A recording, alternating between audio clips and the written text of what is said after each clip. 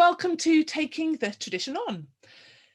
This whole thing has come out of an Arts Council England project. I was very lucky to be given several boxes of reel-to-reel tapes by my mentor, Duncan Williamson. Now, Duncan was a Scottish traveller, and I was very lucky to do a storytelling apprenticeship. And on that apprenticeship, I met Duncan, and I carried on going and staying and working and learning from him. And this year has been about revisiting that apprenticeship, listening to Duncan, listening to his tapes, listening to his stories. Now I'm older, and now I'm hopefully a little bit wiser, and certainly know a little bit more about storytelling. And so I was already starting to work on my digital skills when all of this happened. But podcasts are a little bit more tricky because they're much easier to do if I can sit in a room with somebody in a microphone. So instead of trying to do the podcast that I was trying to do about Duncan, we now have Taking the Tradition on Zoom. And a lot of these have been about Duncan, but I'm trying to widen that out to different traditions. And on my storytelling apprenticeship, I was hugely lucky and made very welcome by lots of exceptional professional storytellers. And that first year, although I ended up being mentored by Duncan until he died because, well, he could see that I really needed the help for as long as possible. On that first year, I stayed with lots of different storytellers, and one of the people that I stayed with was Liz Weir, and I learned a huge amount from her. She was incredibly welcoming, incredibly generous, and I wasn't the first person to be mentored by Liz Weir, and I'm certainly not the last.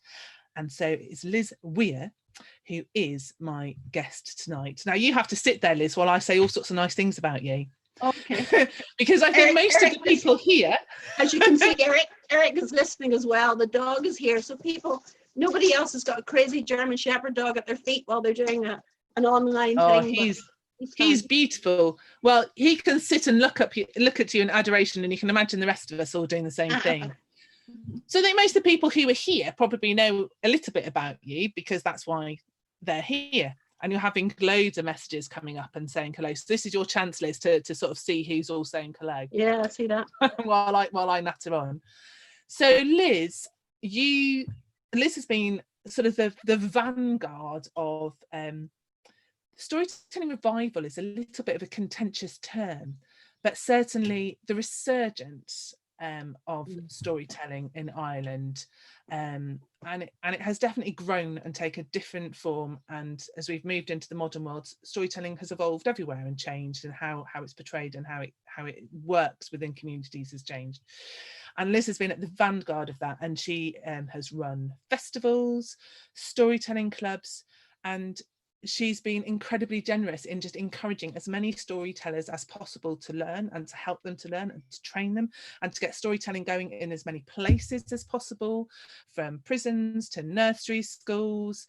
I once saw Liz on my apprenticeship, was one of the most revelations of storytelling I've ever had when we went to a fireman's annual dinner.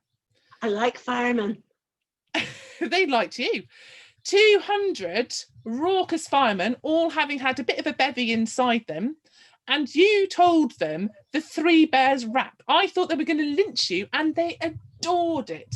So you've told stories all over the place, and this is very posh, very posh and very exciting. In 2019, you were given an MBE, so you're now an official member of the British Empire. So, not big on empire, but it was a nice award to get. No, I'm not big on empire either, but it is a real recognition of the work that you've done for the community and for storytelling in Ireland. So that's me blethering on for far too long, but that's quite a lot to fit into a short time. Okay. And I'm really interested in how you got into storytelling, because I mean, people think of Ireland as, oh, it's a Blarney Stone, there's stories everywhere, everybody's telling stories, it's always had professional stories, it's just part of the way of life for everybody. Is that how you grew up? No. I always say I was very lucky to grow up before TV. I was about 8 before TV came in. So I grew up in a house with an English mother and an Irish father who'd been a career soldier for 40 years or something. So the stories I listened to growing up would have been stories my mother would have read to me, like the Water Babies. She was very much into literature. She would have told me traditional fairy tales, all right. But I grew up in a very British household in Northern Ireland. People sometimes think Ireland's Ireland, but I came from the Protestant community. My father was British Army since 1917, I think he joined, till 1948. My mother was English. So I didn't grow up listening to the Fianna stories or Cuchulainn or any of those sort of things. Only then, but I did grow up in a sport of performance family because my father took concert parties out. He was the MC, he told jokes, some of which I still hear. My brother played the piano and I sang, and I hated it. I'm really shy and I just hated it. So I was really glad when TV came in and people stopped going out to concerts. But then when I went on, studied English, loved English stories, folklore, everything from Chaucer, everything. And then when I went to work in libraries, they said, you have to tell stories to children. I went, not me, no, that's not my thing. And so there I was with the picture book shaking. There are other librarians on tonight that will remember this. The book was shaking, I was shaking, but the wonderful thing was the children loved listening to the stories, and that made me feel better as a shy person. And when you get feedback, you feel so much better. So that's how I got into storytelling, I suppose, Amy, that way. I can talk on forever, but I'll let you get a word in edgeways. My father used to say I was vaccinated with a gramophone needle, so I do talk some. So I promise I'll stop every now and then. By the way, it says I'm Amy Douglas as well, because we had to sign in with me being you. I'm not really Amy Douglas, I'm Liz Weir. Yeah, I haven't really split myself into two. just for the purposes of managing Zoom tonight, which is, to be fair, Zoom has coped really well and has been brilliant, but tonight was just a little bit tricky. You threw me out. That was why you threw me out. You wouldn't let me back in again. Well, that was because you'd signed in too many times. But anyway, you're here, which is the important thing. And I think that's really interesting, that just how many stereotypes you've just challenged in one go there, because there is this whole thing of kind of librarians have this image of being very quiet and very demure, and kind of these libraries very quiet. Shh, don't make a noise in the library, which is not my experience. Libraries no. And yet there's that quite still a few of them on is what tonight.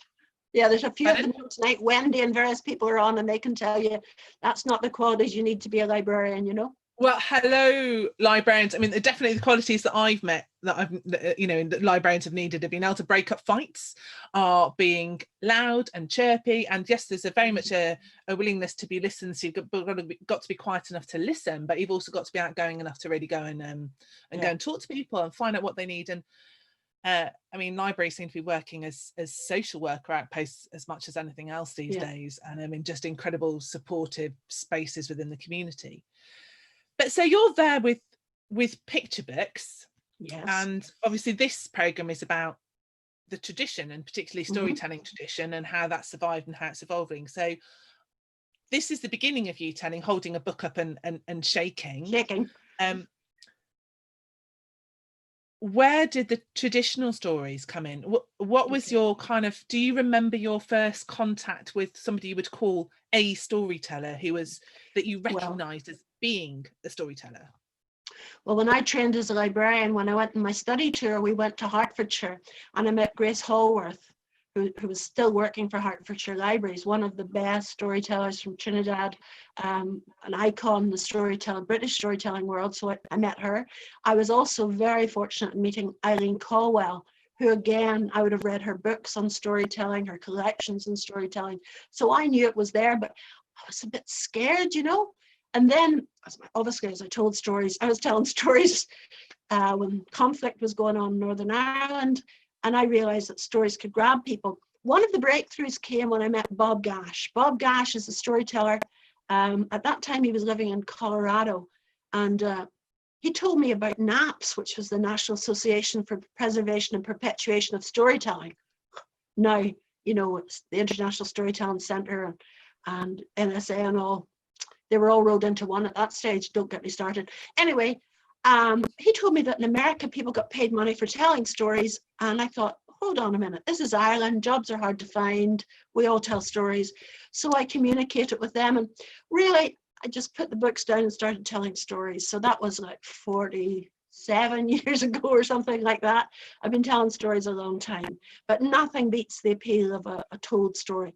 The kids in Belfast will say, kids will say, Missy, you going to tell us a story out of your mouth? And I think, well, where else, people? Though it has been said about me, it's lovely to see them. They expect you to have a book, but again, without the book, you have their full attention. So that's how I made the jump. And from that, telling stories to children, I'd notice adults would be peering through the shelves and looking and peeping. So I organised a whole day at the Ulster Folk and Transport Museum called Yarn Spinning, Who Says Storytelling is Just for Kids? And 120 people turned up. And from that, I had this dream that would have storytelling groups all over Ireland. I think it's good to have a dream. And that's happened over the years, you know. Running Tullycarnet now, which was the second one to form, they're still running after maybe 28 years now, every month, apart from the summer, every month still running. We did it by Zoom last month, by the way, so we're even adapting. Oh, well done. There's still lots of people laughing at the idea of quiet librarians and sort of just, coming to storytelling through you visiting their libraries. And they're all saying you can rename yourself, but it's quite nice. I'm feeling quite flattered, I am going to rename myself because I'm me. I'm going to rename myself. Feel free, because I want you to be comfortable. I didn't want to take away from the time we've got together, but here I am. Ta-da. There you go. Well, that was very, very quick, and now people know definitely who is who, if there was any doubt. But you were my apprentice, so it's okay for you being with me. Yeah, it's probably better for me to be kind of Liz Weir Mark II rather than turning you into Amy Douglas, though.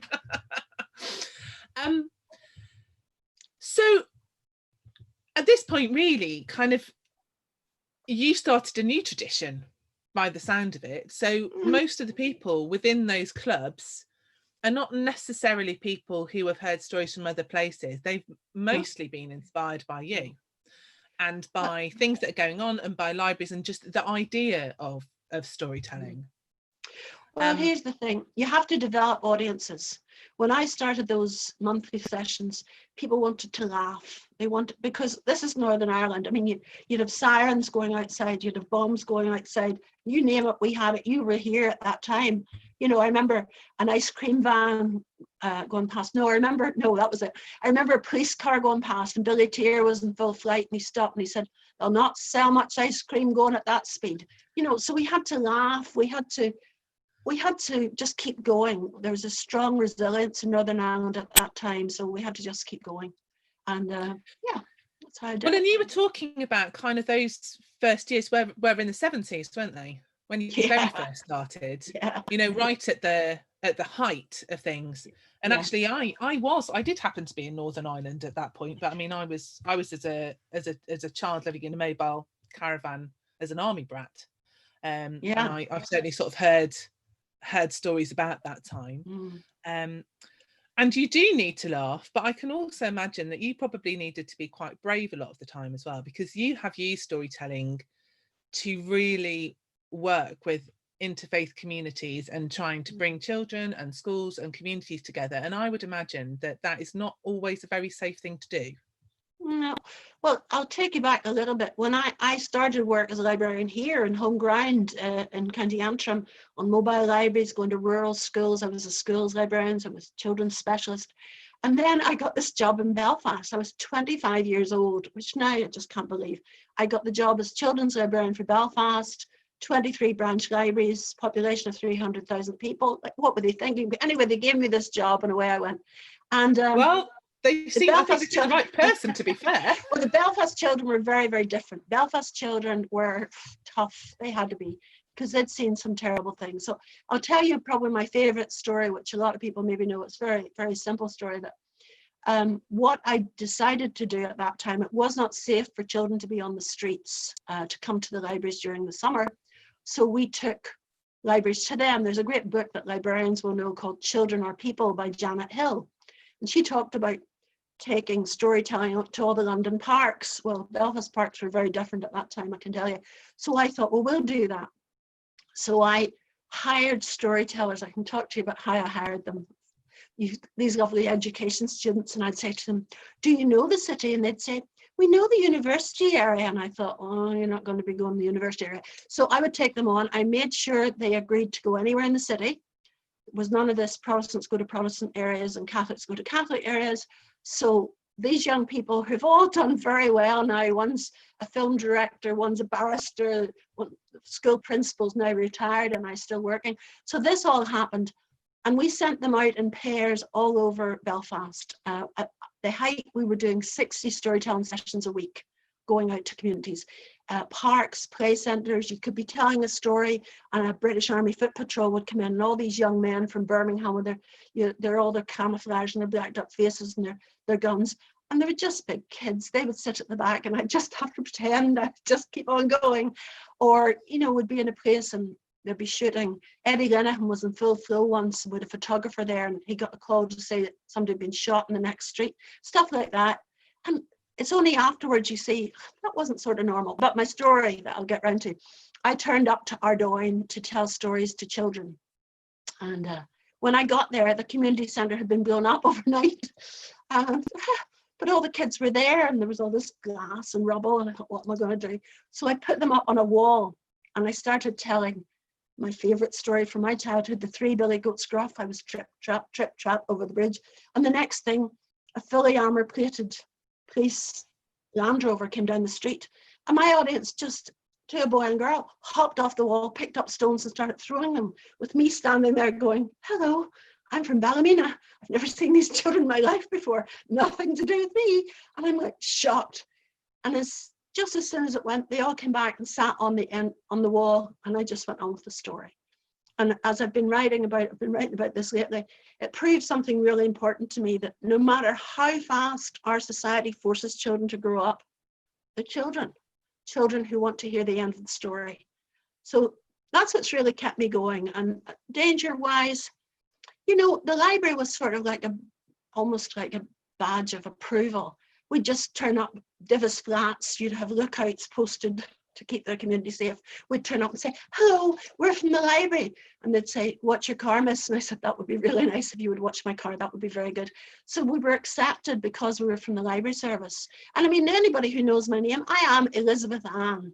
For all you people out there in the wide world, that just says Protestants across my head, Queen and Princess, and yet it's never held me back, even in my prison work and other work. People know who I am, and that's okay. Well, and I think you've always been very clear about being very happy who you tell to, though, I think. And you've never tried to hide anything, and you've always been very sort of open and honest about that. And I think people have responded to that. But I still think it's taken a lot of courage to do all of those things. And I think maybe it was just as well that you were 25 and didn't really know what you were doing in some ways, because, it's that thing of kind of fools rush in. I know. If you'd stopped and thought about it, it might have been. Yeah, maybe. My mother would worry. My mother would say, where are you going? And I remember when I had my daughter, I had Claire when I was 30. And I'd take her up to Belfast. We'd be sitting behind, again, an army truck with young soldiers with their guns sticking out. And it wasn't the first time guns have gone off. And I just think, maybe it's not the best place to bring my child, but children in Belfast were living with that. Why should my child get this sheltered upbringing? So she was used to going, you know her, she was used to going anywhere. And she turned out to be a reporter, so she'd be covering riots and things anyway. So, yeah, your daughter... Yeah, I mean, I don't think you get very far trying to keep her sheltered for very long. I have never let anybody stop me going to somewhere I wanted to go, which is why I've just been writing about this. I was in upstate New York when 9/11 happened, and that just wrecked me, because I went back into the city the next day to Laura Sims, because I was supposed to be flying to California, long story. And when I got to Union Square, and she's only got 2 minutes from there, it was blocked off, all down to her street was blocked off down Broadway. And I went, hello, and she was on one side and I was waving. And the policeman took my passport and I said, going over there, and he said, Northern Ireland, you've not got enough problems? No. Anyway, So yeah, but that actually did freak me out because I had a bomb scare at Grand Central Station, and I know what to do in a bomb scare normally. I know where to go, but I didn't know where to go then, and so that triggered lots of, you'll have to read the memoir to read this, lots of post-traumatic stress from an accident I'd had the year before. So I suppose the 30 years caught up with me at that point, far from home, but I'm fine. Anybody who says they weren't affected by the violence in Northern Ireland is telling lies, is all I'm saying. Everybody was affected by it. I don't know how you could not be. Mm. And just the fact that it seems normal at the time, I think it is. So it'll be later on that and I would expect it to be sort of coming out now. And that's a whole other conversation, perhaps. Yeah. Because I mean, I know a lot of people who were around at that time, and it was a dreadful thing. But I do think that the work that you've done with stories, when you look at, although it seems a long time and you go, oh crumbs, it's over 40 years, that's not really a very long time. And actually the huge change in Northern Ireland is something I think for everybody involved within those communities to be really proud of, about what a great shift has happened. And I know there may be hangovers and there's various issues, but it's such a different place. Working in the prisons was a challenge, working with prisoners. For some of the prisoners I was working with, well, there's two sorts of prisoners. I've done a lot of work with prisoners. I was working with what they call themselves ODCs, ordinary decent criminals. These would be your burglars and your, all those sort of people. But then we had the political prisoners. Some call them terrorists, some call them freedom fighters. And it just depends where you stand with it. And for me to go in with my background to the Maze Long Cash, that was a challenging thing. I had to really think about doing that because I was going in to tell stories to men who'd killed people that I knew, husbands of people I knew. The first person I met was a complete lunatic called Michael Stone, who'd killed the husbands of two people I knew. And you just have to, as any storyteller knows, you go into a hospice, you don't go up to somebody and say, how long have you got? You treat the person, you don't treat the condition, or you don't treat what they're in for. But that was very illuminating. I've been writing a lot about that lately. And well, the good thing about that is I can go anywhere in Northern Ireland, and a man in his maybe 50s at this stage will come up and say, yeah, storyteller, and I go, yeah, that was me. And the difference between going into the Maze prison on Cash and going into a normal prison, there were no prison guards on the wings. It was just me and the guys, because the guards didn't go down the wing unless there was a raid on or something. So that was very interesting. I was privileged to be in that situation. Though yes, I'd be lying if I said it wasn't scary at times, but I was treated with the utmost respect. People appreciated the fact that I was coming in to do something, because these were men who were fathers, grandfathers, brothers. They were coming out, the ceasefires had happened, they were going to be released, which again is something we could talk about. They were going to be released back into society. So I was working with them and telling stories to their kids and that sort of thing. What story do you tell in that situation? Oh, I love ghost stories. Ghost stories are great. There were stories I didn't tell. So funny. I would do a lot of, it was, I was doing a course to get them telling stories. There's things that I was using those story card things, and I'd pull one out saying, tell me about a time you laughed and laughed. No, we're not going to use that one. Okay, it's very funny. But yeah, ghost stories, Irish traditional stories. The most interesting thing was going into the loyalist, i.e. Protestant wings, and telling them stories about Cuchulainn, and because they were just sort of rediscovering their Irishness, and that was a very interesting thing, to tell them stories about the place they live. And I mean, there's a great upsurge in interest in the Irish language in Protestant communities now. So that was sort of sowing the seeds for some of that, interesting. Was it easier working with the Protestant than the Royalist? Protestants are loyalists. No, the Republicans are much, much, much, much easier to work with, because they have a very strong, you see, if you're an oppressed people, and that was the situation, jobs, unemployment, that's it. What holds you is what you believe in. So Irish music, Irish dance are very Irish, whereas the Northern Ireland Protestant, well, we're not English, so trying to define what our culture is. I mean, I grew up in that. I remember writing an article called "I Am an Ulster Dichotomy." Am I Irish? I'm culturally Irish. I have 2 passports, British and Irish. So it was really good to take the stories to the Protestants. I've often said, Amy, that I would love to have done a survey on telling stories to children in Protestant areas and Catholic areas, because at that time there was a big difference, because they weren't used to hearing stories so much.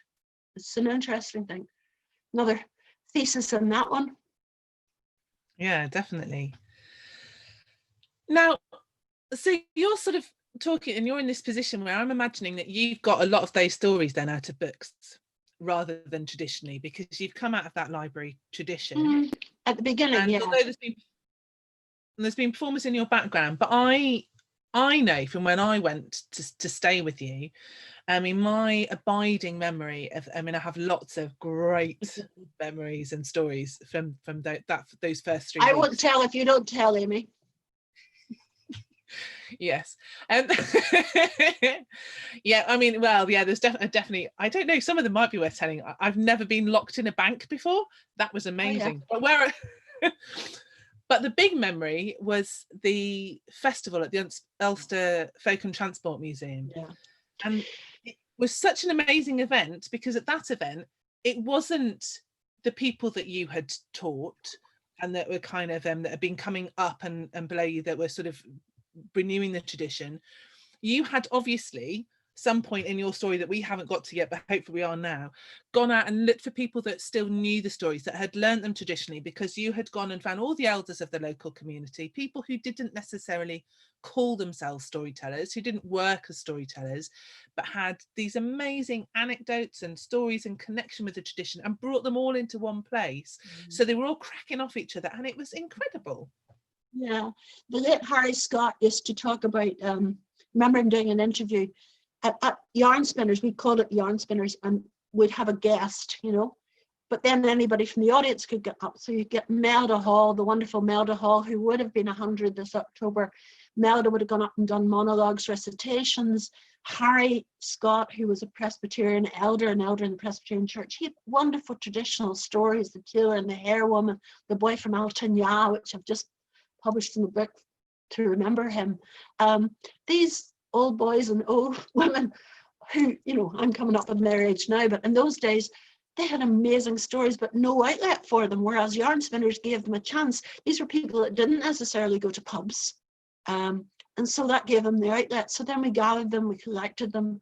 And then over the years since then, I've done all sorts of community projects. I mean, I have to tell you, although I've done my share of what they call platform telling at festivals, international festivals, I love sitting in a room full of people and listening. I mean, I'm sure every storyteller worth their salt will tell you that listening is more important than talking, which is why we've got the 2 ears and the 1 mouth. But I think it's really important to give those people a voice. And a lot of the work that I've done over the years, writing about a project called Origins, another one called Generations, where I'm getting the older people to tell stories for the younger children. You know, many of your listeners will know that in 1937, the Irish Folklore Commission sent collectors out, but also all the school children in the Republic went out and collected stories, both in Irish and English, from their elders, from their neighbours, and that's in that large collection.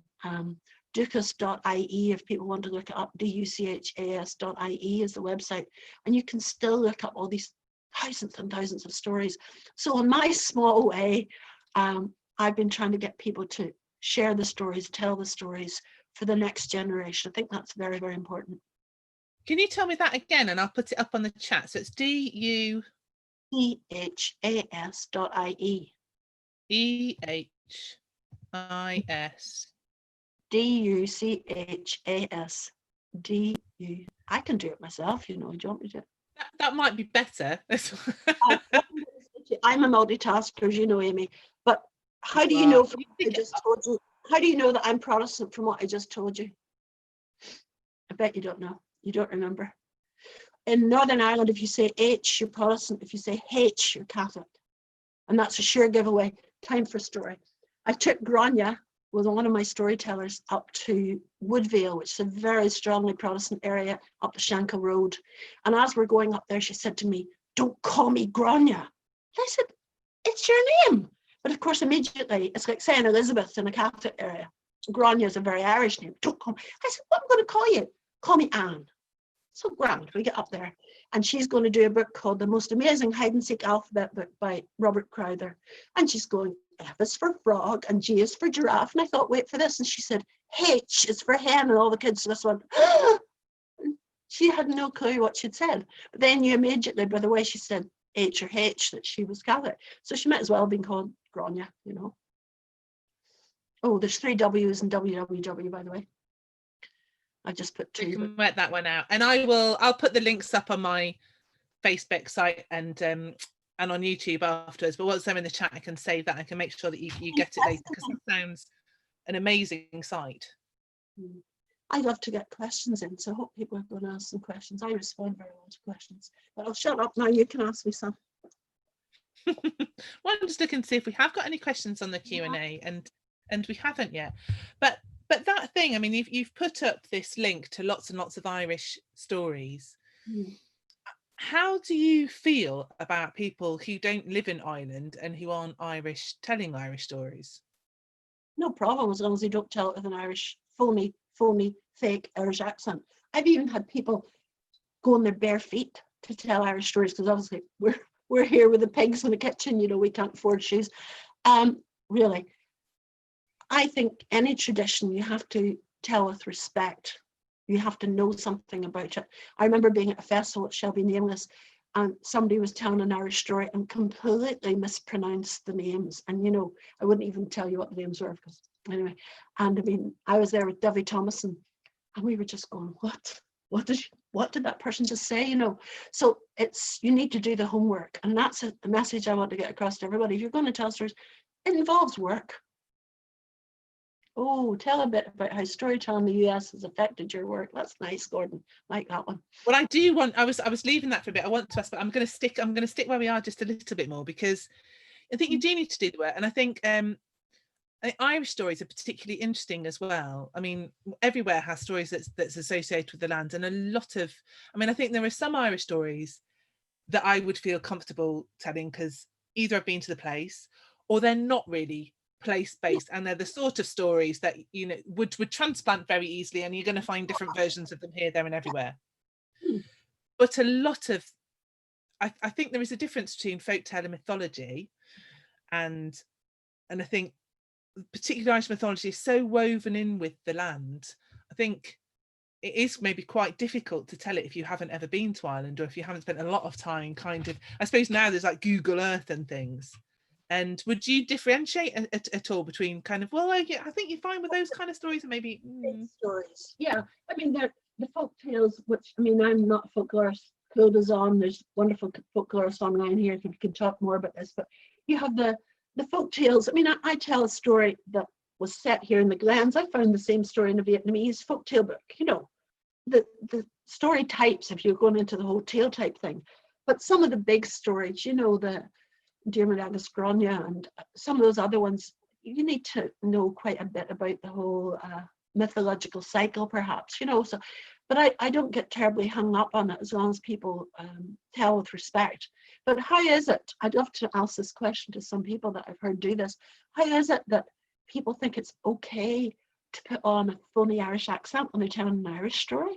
I mean, if they were putting on a phony Chinese accent or an Indian accent, people would consider it racist, and I consider it racist because, as you know, Amy, the Irish accent changes about every 10 miles. There's no such thing as an Irish accent. When I go to Dublin, I say to children, where do you think I'm from? Where do you think I'm from? And they say, Scotland, because of course I'm 17 miles from Scotland. I'm 140 miles from Dublin. So, you know, that's just a point I hammer home at every opportunity. Yeah. Fair enough. And I don't want to listen to anybody telling a story with a phony Irish accent. I'm not Irish, but I still think it's weird. Accent. I mean, you know, I'm not going to do a phony Somerset accent, or, you know, it's just not on. Obviously, you can differentiate between characters if you happen to be good at it. Billy Tier, whom I used to work with, was really good at accents, and he would only put them into a character if Jack's talking as opposed to somebody else. But no, with me, storytelling is very much what you see is what you get. I describe myself as a fireside teller. I'm as comfortable sitting with 6 people as I am with 1,000 people, you know. And I'm just going to be this, you up your game a bit. If you're having to reach out to a huge crowd of people, you have to up it a bit. But generally, this is me. This is who I am. I'm not going to leap about all over the stage, you know, just me. There's an awful lot of people kind of going, yes, we're getting everybody's bugbears now. Everybody's agreeing, no, don't tell them in a phony accent and don't dress up. Dressing up is another thing. I'm not keen on dressing up. I mean, I remember being the school when I was in my 20s, and this girl said, when I heard you were coming out, I thought you'd be an old woman in a rocking chair with a shawl. Admission, I have a rocking chair and I do have a shawl now, but I like wearing shawls. I just happen to like them, but it's not dressing up. That was the Jerry correction. No. That's Carl. So now you're allowed to talk about the States, because I am really interested in the States, and it kind of leads on, because I imagine that people all over the world do tell Irish stories, because the Irish people have just dispersed all over the world and they've taken those stories with them. So I think that's one of the reasons that the Irish tradition is most beloved of any around the world, because so many people trace their roots back to Ireland and still see that as their home country and the place of their ancestors. So I'm going back. So how, this is from Gordon, just saying, how has storytelling in the US affected your work and you? Well, I've been very lucky. I've told in 29 states, I think now, in the United States. Storytelling in America is a bit different. There's a lot more personal storytelling there, not so much use of folk tales, though, you know, people say, oh, we don't have any. Of course you do. Of course you do. People came from all over the world to live in the United States. They have that in their heritage. You know, obviously, if you're from the First Nations, you'll have your own stories there. And I don't think it's appropriate for people who don't come from that culture, because as my friend Dovey always says, they took our land, they took our buffalo, now they're taking everything else, you know. But I do think that when Irish people left Ireland to go to America, all they had were the clothes they stood up in. So of course they took their stories, their music, their song, and that's gone worldwide. So, when they go to America, it does bother me when I'm at festivals. I mean, I remember, you know, my daughter, so you'll just know what this was like. I was in Hollywood Library, Hollywood, California, and I was to do work the next day, and I went to a session and I had my daughter with me, and we're sitting there, and at this point I was going down like this and she was going further down, and it was just the most graphic, awful, personal, far too personal to tell. Dan Kellingham, you know well, would say that you lie on a couch and pay somebody to listen to that sort of story, and we were going, oh please God, make it stop, you know. So I think, like, look at the fabulous stories that are out there. We need to be telling stories. Folk tales can get through. They're very subversive. They can get under doors and through keyholes, where hitting somebody over the head with a big message story doesn't get you, you know. And so that's the one thing I'd say. I'd like to see more people telling traditional tales and folk tales. But even you get a storyteller like Donald Davis, who's like the master of the personal story, his audience. He's a fantastic traditional teller. I've had him tell me really good stories, and he's got Irish roots as well. So that's the sort of thing. Oh yes, there's somebody, Janice Denegger, saying about Tim Tingle asked to wear like Indian clothes, you know. I mean, Debbie's not going to turn up with feathers in her hair. You're just going, oh, please just make it stop. It's like Archie Prashar, who's a wonderful storyteller from London. She's not going to come all dressed up in a sari or something. She tells her stories. If people wear their clothes normally, well, obviously you do, but you dressing up, no, it's not acting. It's what you see is what you get. I don't need bare feet and an old shawl around me to tell an Irish story, you know. And I think, you know, and that's certainly for where I live is very, very rural and very, very white, and it is not an ethnically diverse place. And that one of the great things for me is having Black American storytellers come in. We had the amazing Sheena Arnold come, we've had Peter Chand, we've had Gorg Chand, and coming in ordinary clothes, being completely ordinary, is the most wonderful thing, you know, just to see people talking about their culture, talking about different experiences. And I think that's somewhere personal experiences, I think, can be really, really useful. You know, kind of that world of growing up as an Asian in Wolverhampton, telling that as a story to children in Bishop's Castle is eye-opening, and his Wolverhampton accent is really quite exotic here. I mean, for people who don't know, it's about 30 miles. It's about 30 miles away, but it's a totally different world because Wolverhampton's quite urban and we're just absolutely out in the sticks. And there are children here who have never been to a city. They've never been as far as Wolverhampton, which to say is like 25-30 miles away. They just don't do it. They'll go to Newtown or Shrewsbury, which are small towns. Can I say about the cultural diversity thing? You can imagine during the Troubles in Northern Ireland, we had Chinese restaurants. Every town in Northern Ireland has a Chinese restaurant. We would have had Indian clothes shops. You know, people would have come over. Originally, I remember as a child, the men going around the doors selling clothes, Indian men coming around selling things, who are now prosperous businessmen with lovely shops. But people weren't rushing. They weren't flocking to Northern Ireland, apart from a few, oh, dear help them, Vietnamese boat people who were settled here. Why? Anyway, they brought them here. My brother had some Vietnamese boat people at his school. But when the ceasefires came, again, people are coming here from all over the world. Of course, the Europeans now with Brexit are mostly leaving, but Polish, Czech, people from all over the world. Plus, again, now we're getting our Syrian refugees coming in. And you said I could tell a little story. Let me tell you just this one story. The first story I ever told publicly was in Falls Road Library when I was a student, and I told the Three Billy Goats Gruff. Keep coming back to that. The book was shaking, I was shaking, but the brilliant thing was the children liked it, and that gave me the courage, as I said earlier. So I was back there last year. I'm storyteller in residence with Libraries NI, and I was back there to do storytelling with local children and some of the Syrian children who'd come to live there. And again, I was doing stories, and I said to the children, would they come up and tell? And this wee boy said, my English is no good. And I said, Mohammed, do you speak Arabic? And he said, yes. And I said, no, I would love to hear you tell the story in Arabic. So he got up and he told the story. And the Belfast children were going, cool, that's cool. And the two mummies at the back in their hijabs, they were beaming. So I went down to speak to them afterwards. And I said, how long have you been in Belfast? They said, 6 months. And I said, how are you finding? He said, it's good. And I said, where are you from? And they said, Aleppo, like hell on earth. And they said, we left war, we came here to live in peace.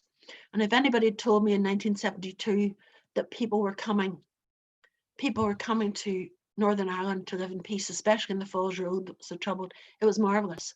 So I'm doing work now, intercultural storytelling. Yesterday I was on the big lunch, Sunday, with the Indian community. Peter Chand and I were both on sharing stories and playing charades, which I won, by the way, not that I'm competitive, but anyway, but I did win. Now I'm working with children. I've got 13 children in a group who speak 8 different languages. So I tell a story and they tell it in all the different languages. And it's just terrific. And then we put it on in front of the parents. And the parents are so proud to hear their mother tongue languages being spoken. Now, when I was training as a librarian in the early 70s, we talked about mother tongue storytelling in Birmingham and places, but it wasn't relevant to here. Now it's very relevant. And with all the racism that's going on, it's very important that people take a pride in their own cultural background, and other people are open to hearing it. It's just my thought. I think that's absolutely beautiful. And it's you know me, it's sort of as Shona Lee would say, I cry at the opening of a fridge, it's kind of like, but it's in America I always say they give standing ovations for the opening of an envelope. And American storytellers to come here, I mean, I remember having Jim May and Ed Steinemer and people who used to having like people, and I have to say, they won't give you a standing ovation. Don't be expecting it. If people in Ireland really like it, they'll clap, but that's about it. And you just have to like suck it up, because that's the way it's going to be. But it's really, really genuine, and I love that. I think we're a very genuine people. I see Brian's asking what my experience with the Irish diaspora at Irish American festivals. Well, they always assume I'm Catholic for a start. I was over there to St. Patrick's Day, and they had the Irish tricolour and everything, and I'm going, oh, lovely, they love this back in Ballymena. But I've no problem because I am culturally Irish. But the assumption is always made, and it's as if like Protestants must have horns, but no, we're fine. In Cushendall, where I live now, I moved from a village that was 98% Protestant to a village that was 99.9% Catholic. And I've never had any problem whatsoever. But I was down the school and we were doing cultural diversity, it's called. And I said, and one of the wee boys says, I never met a Protestant. And then the other one said, I think my uncle married a Protestant. And I went, and they went, huh? And I went, what? Me? And they went, oh. We do try. Yeah. So you haven't got any horns or a tail then? Is this like when they're checking? People are people, we have to talk about race. We have to talk. I mean, what's going on at the minute? We need to listen to people. We need to let people tell their stories. And in the Northern Ireland context, I have learned after working for 40 odd years that, if people don't get the chance to tell their stories, then that's when bitterness builds up. That's when danger comes. People have to be allowed expression. And we have to be open to listen to an alternative point of view. The wonderful article or the wonderful talk about the danger of a single story. There are many, many stories here. And I've known people, Protestant and Catholic, killed in the Troubles. Their blood's the same colour. Their mother's tears are the same tears. We need to, as they say here, cop on. We really need to. Well, and they are scary, scary times, I have to say. I mean, living in England, it's great looking at Northern Ireland and how it's changed and how peace has come, and it's quite scary living here now because it just feels like we're sliding in the opposite direction. Well, don't get the wrong impression. Like there was a pipe bomb somewhere today. There's still these wee pockets of things. The wonderful Lyra McKee, the journalist, was shot because she was a young woman, didn't know it wasn't safe to stand beside a police lander. There are still bad people out there doing things, and these are young people that weren't even alive when the Troubles were on. That's always going to happen, but I think good will win through, and I think we just have to fight it in every way we can. Fight in a non-violent way is what I mean, through the keyholes and under the doors, as I mentioned before. I remember the wonderful Tip was at a gig I organised at Hillsborough Castle, and very grand, the Queen's residence in Ireland, and all these men in suits were there, and Tip came in his floral shirt and his bare feet, and everybody was looking him up and down. He's black, he's got his gold tooth with the Guyana flag on, and they're all looking at him. And he told that story, which I'm sure people here know about, the man being invited to an important event, and he put his best suit on. He said, can't come in like that. Next suit, and he came really well dressed, and when he came in, he set down the soup. He started dipping his shirt into it, and he said, what are you doing? And he said, well, it was obviously my clothes, not me, you invited, so I'm feeding them first. And it just cut through this audience, just cut them through, and they were all looking at the shoes and going, blah, blah, blah. So, we must not stereotype people. We must not make assumptions about people. No, and that's how you find out who they really are, is by talking to them, and that is one of those classic stereotypes that is a kind of a true one, really, is the people who kind of and my grandma was like this as well, kind of people that she knew, but they're all right. It's just out there. Some of my best friends are, that sort of thing. Yeah, and it's that fear of the unknown and the kind of and that sort of that vagueness, because they don't actually know anything about it. And once you actually meet people, you find out they're just people. I must tell a story. I forgot to put this into the book that I'm writing because I'm way past my mother's death. Mother and Granny Weir. If you've ever seen Father Ted, my mother and Granny Weir were a bit like Mrs. Doyle and her friend. They would argue about who would pay for things. No, I'll pay. No, I'll pay. No, I'll pay. And Granny Weir was very caustic, and she'd say, it's all right, Mrs. Martin, I'll pay and you fumble. So my poor mother hadn't, she hadn't a chance. But I brought them to the yarn spinners, and my friend Adekunle Gomez, who's from Ghana, was at yarn spinners. And we gave him a lift home. And he got out of the car. And I thought, oh God, who's going to say what first? And then my mother said, Mrs. Weir, they called each other Mrs. Weir and Mrs. Martin. Mrs. Weir, did you see his beautiful hands? Did you see his lovely pink palms? And I thought, oh, Mummy, thank you. Thank you for noticing something lovely and not coming out with something that you might have heard when you lived in Gravesend in those days. It was just gorgeous. So yeah, his pink palms. I'm still friends. Adekunle now runs the African Arts Project in Dublin. So of blessed memory, my mother and my mother-in-law both gone. We went across the border once And my mother looked at the Irish flag and she said, Mrs. Weir, she said, what do you think when you see that? Oh no, Mrs. Weir said to my mother, Mrs. Martin, what do you think when you see that flag? And my mother, who was a very sensible person, said, well, I suppose it is their country. So that's the grannies. That was the grannies. Well, as I knew would happen, Mhm. we have raced through the hour and we're coming to the end. Oh, And I we knew that thought there'd be on far some more more. things that we wanted to put in, but we do have some questions. Okay. And I'm just going to actually, Kapil's is very relevant to what we're talking about. So Kapil, if it's all right with you, and if I can find you, I'm going to unmute you. You might have to unmute yourself as well to ask your question. So Kapil, would you like to ask Liz yourself? Are you there? Can you hear us? Can we hear you? Still muted. Well, can you hear me? Yes. Only We problem can hear you, is that I'm Kapil. in India and it's 1:25 a.m. and I have my children next to me. So I think it'd be great if you can read it out. Did you hear that? Not quite. I'm saying that I'm in India and it is 1:25 a.m. and I have my children sleeping next to me, so I don't think I can speak very You loud. want to talk. So I'd be happy if you can just read it out. I can type my question. That's fine. We don't want to wake up your children, but it's Sorry about that. Read out the question. Well, Read out the question. children. Folk So stories. the question is, I'll read out the folk stories are often full of stereotypes. We like to point towards them in some way when you pass through them in your recitals. Well, I choose my stories carefully. I don't like stereotypes like wicked stepmothers. My daughter has a stepmother, the present Mrs. Weir. So I don't like to do a lot of stereotyping in folktales. I choose my folktales very carefully. I don't sort of point things out particularly. I think I'm going to disagree with you slightly there, Liz, just because I think that you do. And I think you make lovely asides and just little things. Like we were talking about a story the other day, and you were talking about the princess up in the town going, yeah, no long here to get her down. I totally get that. No, I mean that.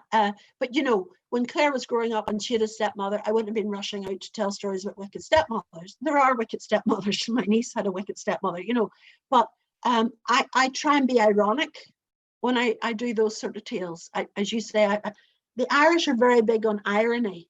That's one difference in America. People tend to be a wee bit more literal. We're very ironic. And so, yeah, I do. I get round them in my own way. You're right, Wendy. I do. Wendy, who's Wendy? Wendy's online. Amy, I think you're right. I do try and do that. Mm-hmm. Because I think, you can't always avoid them in stories, but I think you will stand with the audience and go, we'll acknowledge that it's there and just move on and kind of, I think you've got a really lovely way of doing that. People saying that you leave it with the listener. And sometimes people come up and talk to you about the story afterwards, and you never know how a story is going to touch different people in different ways. I don't think you can just assume that everybody's going to take the same thing out. You're looking at a whole row of people, and they're all hearing the story in their different ways. As a nurse said in the hospital, they're all traveling down roads of their own, see that. And it's something Kapil's actually saying exactly the same thing. I've often felt it helps to stumble upon them and leave questions to the participants, and that's it. You kind of go, it's here. Yeah. We'll just shine a little spotlight and move on and just leave that tick away at the back of your brain. Mm-hmm. And I absolutely think so. So we've got just a couple more questions and then we are going to wrap it up because we are running out of time. We've got a few here, but so Kitty, I think we sort of answered that. Would you feel it's better to leave the listeners to draw their own conclusion, or you give them the ending? I think we said, let them draw their own conclusion. Wendy is saying, it sounds like Northern Ireland is still bringing storytellers into schools. How can we encourage a love of stories now that the libraries are closing and schools can't invite experienced storytellers into classes here in England? We train the teachers. Teachers. Ryan and I did a project with the three teacher training colleges here on using storytelling in the curriculum. You can look it up. Amy might want to note that's called T3, Teachers Telling Tales, T and the number 3 from the Verbal Arts Centre. And there's all sorts of resources there for people. So I think we need to get the teachers telling stories, but also the way we're able to afford it, there's two schemes here. There's the Writers in Schools scheme, which brings storytellers in, so that schools get subsidized storytelling visits, and also they have we also have the Armstrong Storytelling Trust that funds me as storyteller in residence. We're sending storytellers into some schools for free. It's terrific, but it's hard. This new curriculum, the curriculum is so, and it's just, America's the same. You hardly fit in a story, and yet storytelling fits with every area of the curriculum. If people could be shown how to, I don't ever say use stories, work with stories on the curriculum. That's right. I noticed there, Amy, Kitty had asked about stories from Wexford. There are many, many stories from Wexford. There's a collection of Wexford Folk Tales History Press book. And if you go on to ducas.ie, that website, and put in Wexford, you'll probably find lots of stories from Wexford. They were collected from every county in Ireland, so those are there. That's just a question. Yeah, I mean, I think people in Britain are probably quite familiar with the History Press, but if you're not from Britain, if you're from other parts of the world, you might not have come across it yet. And the History Press has done a fantastic series of folk tales that is county by county, and they're starting to do themed books as well. So there's books of animal stories, plant stories, tree stories, all kinds of stories. And they have specifically worked with storytellers. Most of those books are written by storytellers. So they are traditional tales told, and written by people about the places that they live, and it's just a fantastic series, so it's really worth checking those out and having a look. There's hundreds of them now, and they're nearly all illustrated by the wonderful Catherine Suter-Caddick as well. They've got beautiful covers, really gorgeous. Catherine's bringing a group over here to do an art weekend at my barn, so stories, yeah, that's lovely. And you know, all storytellers are welcome here. All storytellers are welcome here. Well, this is it. There's so many things that we haven't sort of mentioned, and I'll put them up on my Facebook page and also onto the YouTube channel, just because it is worth having a look at the website for the Armstrong Trust and the work that they're doing in Northern Ireland. Obviously, Liz is the storyteller in residence for the Armstrong Trust, and doing absolutely fantastic work with all different sectors of the community. Liz runs the Storytelling Barn, where when it's not locked down, there's lots of storytelling going on there. And now every Saturday night, 60 people, 10 countries coming on to our Zoom session every Saturday night. Some of the people who are on here now join us from Illinois. Janice joins us and various other people. So they're very welcome to join us. Just get in touch. And there's if you look at the Ballyamon Barn, it's got a website, and is there a link to the storytelling there? Brian's asking about the barn becoming a venue for keeping tradition alive. Brian, I don't think we've got time to talk about it tonight, but it really has. And it's email me, liz@lizweir.net. Email me. We go. And the Zoom evenings, I've not made it as often on a Saturday night as I would like to. It's just a fantastic session, lots of wonderful storytellers and musicians, because I mean, that's something we haven't talked about as well. But I mean, you can't just take storytelling out of the tradition in Ireland. It's always with monologues and singing. And can I just say that sometimes bothers me about storytelling? There's almost like a sniffiness, you know. Here you can get up, you can do a recitation, you can do a poem, you can sing a song, you can play chip, you know. It shouldn't be a them and us thing. That's why, I mean, we were on in America on Saturday night late, and Colin Sands was there singing his story songs, and that's as natural to us as, you know, go up and declaim a story. So stories and music are very intermixed, you know. Heather's saying I need to have you back for another hour to continue the conversation. Heather, I'd love to. But that's the case every week. So I am here every week with a different person each week. And I only invite people that I like and who are really interesting people with lots and lots to say. So, so it's always tricky to squeeze it into an hour, which is why we always overrun. And it's about an hour. It's a country hour. You know, it's kind of, we're always going to go over a little bit. But Liz does have books out. She's written a couple of children's book collections, and there's a fantastic book that she did. I've moved a bit of paper in the name, but about that you did about the prisons and the stories. When Dad was away, it's called. So there are other things that you can find out more about Liz and find more stories from her, and you can, as we said, go to the barn on a Saturday night. So there are ways to carry on. And yes, we have just started, but you know, that's the thing, is it's gone really fast, and it's just been an absolute delight to have everybody's company this evening. I'm here every Tuesday with a different person each week. As I said, I've got Joseph Sobol coming up and Shona Lee coming up. Next week, well, you're just going to have to keep an eye on my Facebook page for the event, because I've got a couple of brilliant people that I'm really looking forward to interviewing, but we just need to firm up dates and the weeks. It's not quite confirmed, so it's going to have to be a mystery for a little few days, and then hopefully it'll be out soon. But I will be definitely here at 8 o'clock with somebody very interesting next week. This week is also just quite a busy week for me. There's lots of exciting things going on this week. So I've got this lovely sign behind me for Get a Word in Edgeways.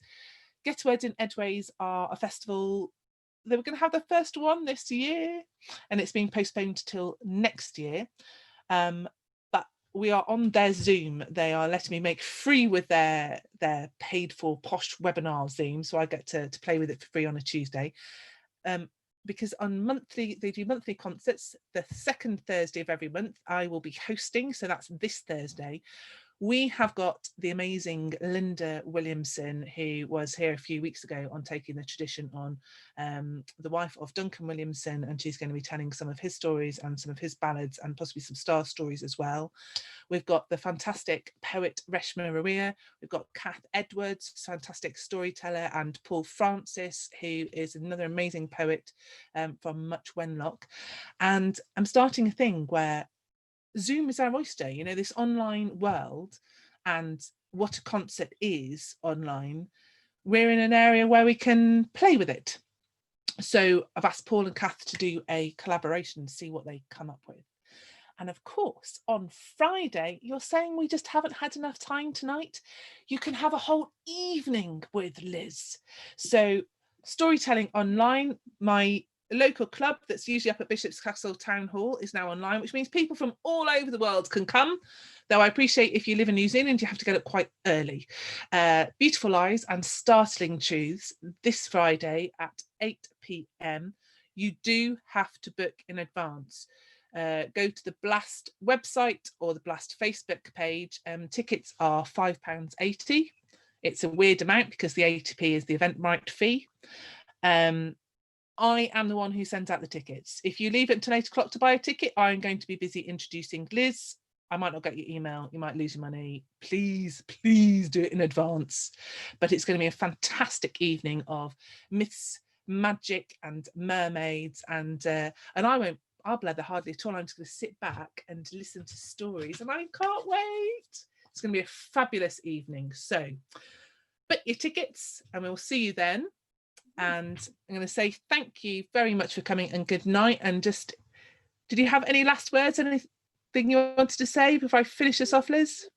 Just to say, I hope people come along and actually listen to me telling stories. The reason all this is fresh in my mind, as you know, Amy, I'm busy writing my memoir. I'm up to 2009 with 102,000 words.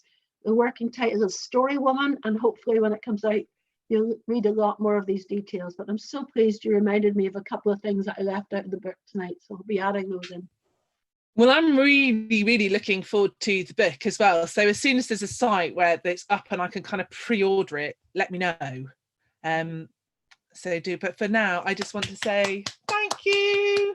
Hurrah! It was wonderful. Thank you so much for your company, for your memories, for your stories. It's just been a lovely evening, and thank you to everybody for your ears and your questions and your listening tonight, and hopefully see you on Friday.